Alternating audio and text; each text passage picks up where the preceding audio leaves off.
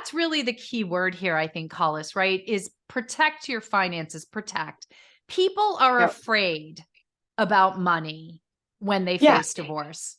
I mean, I think, everyone's, biggest concern is, am I going to turn into a bad lady? How do how much money do I have? What do I need? I'm so overwhelmed. I've never dealt with this. The way our marriage was conquer and divide. I helped with the kids. My husband helped with, did the money. It worked. And now all of a sudden here I am. And I have no idea what my finances look like.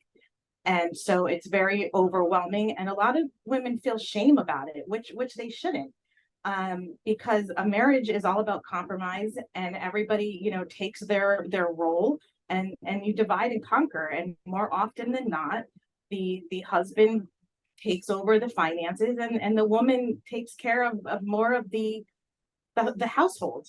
Yeah. And unfortunately, in divorce, your children may or may not be grown, but now you are going to be adding that financial responsibility to yourself.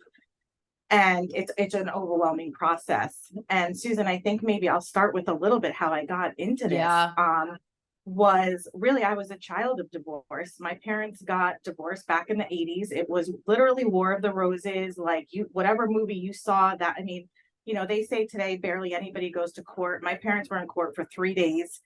And all I remember was the bickering of the money and the alimony. And Hollis, tell your dad when you get out of the car, you need the alimony. I need the money.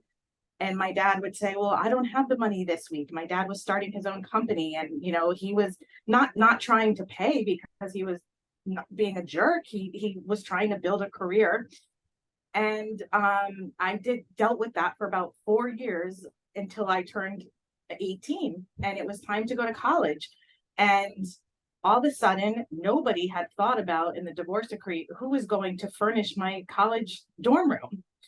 And I decided to move out to California. I was like, get me away. Get me out of here. Get me out of here. My parents were arguing about who was going to buy me a bed. And I was like, this is insane. And I was like, oh my gosh, you know what? I'm 18. I could apply for a credit card right now. And I applied for a credit card back in the old days, fill out the application. I had to wait 6 weeks for the card to come in. And I said, guys, I got this. I got my bed. And I basically unconsciously made a decision to myself back then that I wasn't going to ask anybody for money, because all I'd been doing was spending 4 years back and forth of going between my parents asking for money. And I think everybody hits a point in their life where they're hit with money decisions. And it could be divorce. Unfortunately, sometimes it's the death of a spouse, and all of a sudden you're a widow and now you're taking it over. And so you do get hit with having to deal with money at some point in your life. And usually there's a reason for it. It's not just because you typically like it. I mean, that does happen. So, but the moral of the story was also, what I like to tell people is, 30 years later, my sister gets married, has kids, and my parents are best friends because they don't want to lose time with the grandkids. And they don't even remember the arguing and the fighting and anything that basically defined who I am. So I do like to remind people also that, this person's not going away. So trying to figure out how to communicate with them is important. And I think we'll talk about that, whether it's through the mediation process or collaborative, whatever it is.